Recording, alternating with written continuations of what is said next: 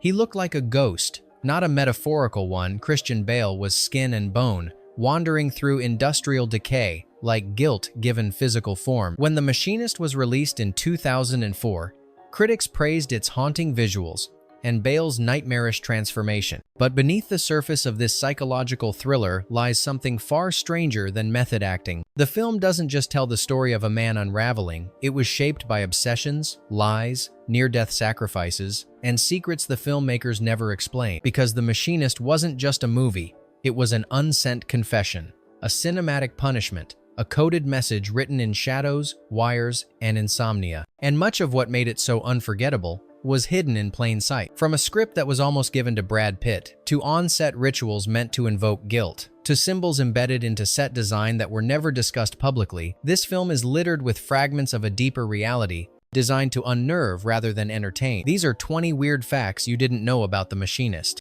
Fact number 1.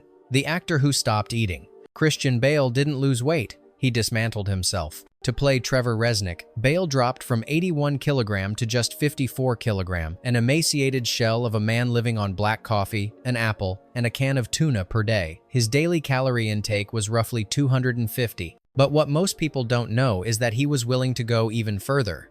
Bale wanted to reach 45 kg. It was the producers who stepped in not for health concerns, but because they feared he'd look unbelievable on screen. What's more disturbing? The script never asked for this. The original draft didn't require Resnick to be skeleton thin. It was Bale who decided the character's guilt needed a body to match. He devoured Dostoevsky, rewrote his internal monologue, and chased silence over food. This wasn't just preparation, it was obliteration. Bale's team begged him to stop, but he had already stopped listening. What's left of you when even hunger isn't loud enough to break through? Fact number 2. It was written for Brad Pitt. The angular face, the charm that hides something darker, the jittery charisma. It's not hard to imagine Brad Pitt as Trevor Resnick, because that's who The Machinist was originally written for. Scott Kosar, the screenwriter, finished the script in the late 92nd, and his dream actor was Pitt.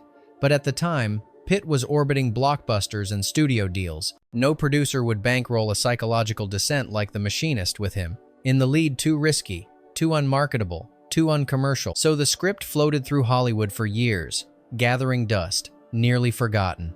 It wasn't until director Brad Anderson picked it up that things changed. And even then, it wasn't Bale's role to begin with. Other names were attached: Ewan McGregor, Viggo Mortensen, before Bale showed up and offered something no one else could: the will to disappear. Brad Pitt never got the role. But maybe that's the point. Trevor Resnick wasn't meant to be seen. He was meant to vanish. Fact number 3. The film wasn't shot in America. Detroit, Pittsburgh, Philadelphia. That's where The Machinist looks like it was filmed. Rusting steel, gray skies, factories that wheeze. But the entire movie was shot in Spain. That's right. The most American-looking descent into guilt was built in Barcelona. The production moved overseas not for artistic reasons, but because American studios wouldn't finance the script. Spain offered cheaper labor, tax incentives, and ironically, a way to make the film feel even more alien. To sell the illusion, the crew stripped away any hints of European identity. Street signs were reworded. Extras were chosen for their Midwestern faces. The Spanish sun was filtered out.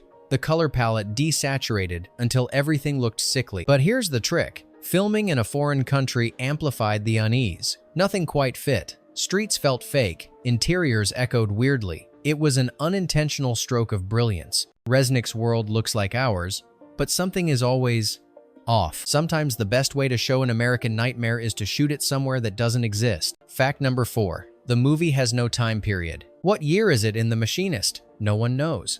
And that's not an accident. Brad Anderson instructed the production team to strip away all traces of time. No smartphones, no modern cars, no digital, anything. The machines at the factory look like they're from the 1962nd. Resnick's apartment has a rotary fan and a fridge that hums like it's dying. His clothes are drab, timeless. Why? Because guilt has no timestamp. Anderson didn't want the audience to ground themselves. He wanted them to drift, like Resnick. A man unmoored from time, slipping between memory and delusion. Even the movie's color grading reinforces this. It's not black and white, but it isn't full color either. Everything is washed in grays and greens, like an old photograph losing its grip on the present. The result is subtle but chilling.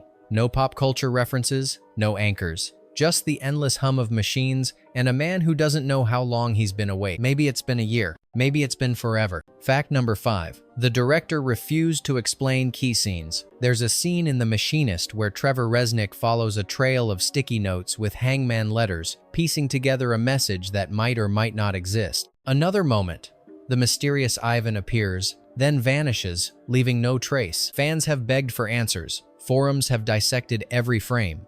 But director Brad Anderson remained silent because none of it was meant to be explained. Anderson approached The Machinist like a psychological puzzle, not a narrative with solutions. In interviews, he admitted he enjoyed watching viewers argue over whether Ivan was real or if Maria, the waitress, ever existed. His only rule was, nothing should resolve too neatly. Even the ending where Resnick turns himself in feels like a beginning, not a conclusion. The film's design is intentional disorientation. A machine with missing gears. The more you try to solve it, the more it slips away. The truth isn't in the plot, it's in the paranoia. Fact number 6. The real-life book that inspired the film. While preparing for the role, Christian Bale didn't study acting manuals. He read Dostoevsky, specifically The Double. In Dostoevsky's novella, a man named Golyadkin begins seeing a duplicate of himself, someone with the same face, same voice, same job, but more confident, more manipulative. Slowly, the real Golyadkin unravels. He can't tell what's real, who's real, or if he still exists. Sound familiar? That's because The Machinist is steeped in this Russian nightmare. Scott Kosar admitted he pulled thematic DNA directly from The Double. Identity collapse, mental fragmentation, guilt manifesting as the other. But here's the eerie part. Bale took it a step further. He said he began to feel like Resnick was following him after filming. He'd see shadows in mirrors, mistake strangers for someone he knew. It wasn't just research. Bale let Dostoevsky in and couldn't shake him off. Sometimes the line between method acting and possession is thinner than we think. Fact number 7. The soundtrack was designed to unsettle. The score of The Machinist doesn't scream. It whispers. It creaks. It slithers. Composer Roque Baños created the soundtrack with one strange instruction from Brad Anderson. Make the music feel like a lie. So Baños used detuned strings, ambient drones, and melodies that never resolve. The result? A musical landscape that loops in on itself just like Resnick's mental state. There's no comfort, just eerie repetition. One of the most disturbing tracks, X-Rays, combines cello harmonics with a barely audible industrial hum. It sounds like something's breathing in the walls. The entire score was recorded in analog, with imperfections kept in. Scratches, pops, tape hiss, they weren't edited out. Because imperfections are the point. The music doesn't guide you, it betrays you, and by the time you realize it, you've already been led down the wrong corridor. You didn't hear the descent. You felt it. Fact number 8. The Ivan actor was a last-minute discovery. Ivan, the bald, grinning man who haunts Resnick, is one of the most disturbing characters in modern psychological horror. And yet, the actor who played him, John Sherian, was never part of the original casting plan. Sherian was in Spain, visiting a friend, when a casting director spotted him at a local bar. His look was perfect, intimidating, but unreadable. He wasn't conventionally scary, but something about his stillness felt wrong. When Sherian read the lines, he didn't emote. He whispered, smiled, let the silences do the talking. Brad Anderson knew immediately. This wasn't acting, it was presence. Sherian improvised several scenes, including the infamous fishing photo monologue. That creepy grin? Not in the script, just instinct. What's more, Sherian disappeared from the spotlight soon after. No big Hollywood roles, no press tour. Just like Ivan, he appeared, disrupted everything, and vanished. Some ghosts only need one appearance. Fact number 9. The set design hid messages in plain sight. Trevor Resnick's apartment looks like a place you forget to exist in. Cracked walls, rusted sinks, flickering lights. But here's what most viewers miss. Almost every object in his space is symbolic. The bathroom mirror is too small. The clock has no second hand. The fridge hums like a dying animal. Every item was chosen not for realism, but for psychological suggestion. In fact, the set decorators admitted to following a rule. Nothing should feel alive, but nothing should feel completely dead. There's also a painting on Resnick's wall, blurred, nondescript, yet oddly centered in frame. When sharpened, it resembles a tunnel with a light at the end. Foreshadowing? A hallucination? A subconscious cry for resolution? Even the post-it notes in his kitchen are faded yellow, meant to mirror the jaundiced tone of guilt. The Machinist wasn't just filmed. It was built like a dream falling apart. You don't notice the rot until you're already breathing it in. Fact number 10. The ending was hidden from the crew. Not everyone working on The Machinist knew how it would end. Brad Anderson deliberately withheld the final pages of the script from several crew members, including camera operators and lighting technicians. Why? Because he wanted the atmosphere on set to match the confusion inside Trevor Reznik's mind. Anderson believed that if the people building the world didn't know what was real, that uncertainty would bleed into every frame. Even Christian Bale was reportedly kept in the dark about the exact mechanics of the final scene until the week of shooting. The result was a film that feels lived in but untrustworthy. Like the characters, the crew was guessing, questioning, interpreting shadows and behaviors without the comfort of narrative clarity. One lighting tech later admitted, "It felt like we were all building someone's nightmare, but we didn't know whose." When the film wraps, Reznik says, "I just want to sleep." Turns out, everyone else did too. Fact number 11. The weight loss broke Hollywood protocol. There are rules in the industry. Rules about what an actor can and can't do to their body under union contracts. The Machinist shattered them. When Christian Bale dropped nearly 30 kilograms, he didn't go through official medical supervision. He worked without a nutritionist, no studio oversight. Just instinct, cigarettes, and a horrifying discipline. Technically, that kind of transformation could have gotten the production shut down. Had the unions or insurers found out Bale was functioning on starvation diets with no monitoring, The Machinist might have never been completed, but the film was shot quickly, under the radar, and mostly outside of US jurisdiction. By the time anyone realized how far Bale had taken it, the damage had been done, and the performance was immortal. When Batman Begins went into pre-production just months later, Bale had to bulk back up 45 kilograms in 6 weeks. His body barely survived. His mind? Even less so. There are roles you train for. Then there are roles that take something you don't get back. Fact number 12. The machines were real and dangerous. The factory sequences in The Machinist weren't filmed on a set. They were shot in a real, operational machine plant outside Barcelona. And yes, the machines were real. Heavy, old, loud, and very much capable of maiming someone if misused. To heighten authenticity, Brad Anderson insisted that actors interact with the real equipment, not props. That meant Christian Bale stood inches away from rotating saws, metal presses, and spinning chains with no CGI safety net. One particularly tense scene involving Reznik hallucinating his arm caught in a press was filmed using a live machine rigged with practical effects. But even then, the margin of error was terrifyingly thin. Bale reportedly did multiple takes without flinching, staring into the teeth of a machine as if he wanted it to bite. The crew wore hard hats between takes. Bale didn't. For a film about a man disintegrating under pressure, nothing beats the sound of real steel trembling behind your ear. Fact number 13. There's a Fight Club connection. No, not thematically, literally. The same studio that handled early international distribution for The Machinist had previously managed Fight Club.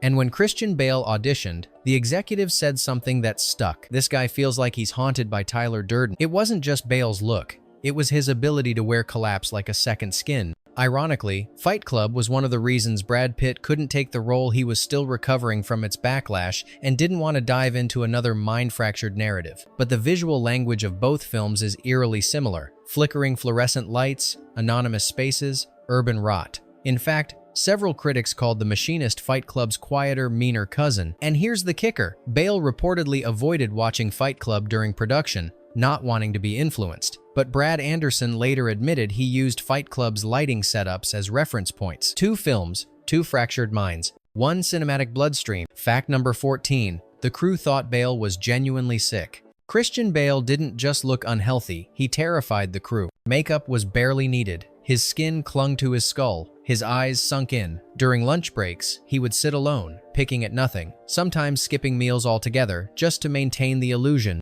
The cinematographer described him as so thin he didn't cast a proper shadow. At one point, a production assistant quietly asked the producers if Bale was terminally ill. The rumor spread through set corridors like static. But Bale never broke character. He rarely joked. He moved slowly, like his joints were grinding bone on bone. One day, a lighting grip brought him soup. Bale declined, softly. "Trevor wouldn't eat that," he said, then went back to staring into a cracked mirror. For a month, Christian Bale stopped being an actor, and the people around him stopped pretending it was a performance. Fact number 15. The Hangman game was based on a real mental breakdown. The post-it notes, the missing letters, the eerie game of Hangman haunting Trevor Reznik's apartment, those weren't just clever props. They were based on a real case. Scott Kosar, the screenwriter, once read about a man suffering from paranoid schizophrenia who would leave himself cryptic messages on colored notes, convinced his past self was trying to save him from something. The word he kept circling around was murderer. Kosar filed it away. Years later, while writing The Machinist, he brought the concept back, but he added a cruel twist. Resnick doesn't realize he's playing the game against himself. The letters he finds aren't warnings, they're confessions. The clues don't point outward, they fold inward. Most viewers see the Hangman as a stylistic flourish, but for Kosar, it was the heart of the movie, guilt disguised as a puzzle you don't want to solve. Some games aren't meant to be won, they're meant to remind you why you started playing. Fact number 16, the script was written in total isolation. Scott Kosar didn't write The Machinist in a cafe, surrounded by noise and creative buzz. He locked himself in a windowless apartment for nearly 2 months, writing in total isolation just like Trevor Resnick. He turned off his phone, covered his windows, ate the same meals every day. He wanted to induce a controlled form of cabin fever to feel the disconnection he was writing. His sleep schedule fractured. The draft that emerged was non-linear, dreamlike, disjointed but haunting. Kosar later said, "I wanted the script to feel like something you find, not something you read." That sensory dislocation found its way into every scene. The movie doesn't follow clean arcs. It drifts, stutters, echoes, like a man who hasn't slept for a year trying to piece together what's real. Kosar didn't just imagine Resnick, he inhabited him. And that's why the guilt feels so familiar. It was lived in before it was filmed. Fact number 17. One scene was too disturbing to finish. There was a deleted scene in The Machinist, never released, never shown publicly. Even Brad Anderson refuses to talk about it in detail. It involved Trevor finding something in Ivan's car trunk, something that wasn't in the script, something that Bale didn't expect. One crew member leaked a description online: a child's backpack, torn and stained.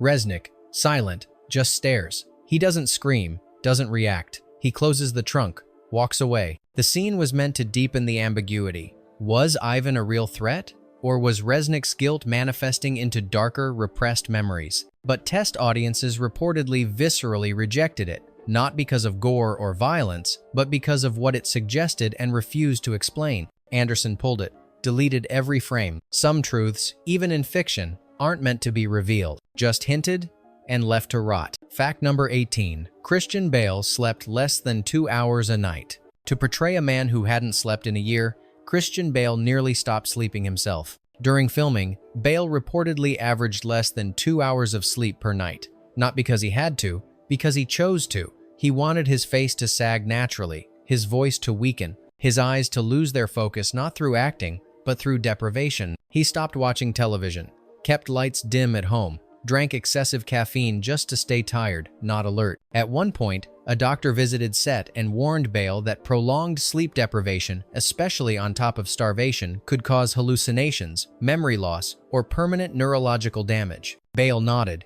then returned to set. The insomnia wasn't simulated, it was suffered. Fact. Tizankilens, Trevor Resnick's name is a code. Trevor Resnick, a strange name. Harsh consonants, no clear ethnic origin. But it's not random. In fact, it's a hidden reference twice over. First, Resnick is derived from the Slavic word for butcher. It's a profession soaked in blood, dismemberment, and routine violence. A man who cuts for a living, justified but detached. Second, it mirrors the name Karnik, the protagonist in The Double, Dostoevsky's novella about a man split in two by guilt and paranoia. Scott Kosar admitted in interviews that he played with phonetics to create an unconscious echo. Trevor, then, is both butcher and mirror. A man who causes pain and a man who sees himself too clearly. There's more. Rearranged, the letters in Resnick almost spell Zinker, a German slang term meaning someone who rats themselves out, a confession hidden in a name. You don't need a plot twist when the guilt is tattooed into the dialogue. Fact number 20. The final scene was inspired by a real prison cell.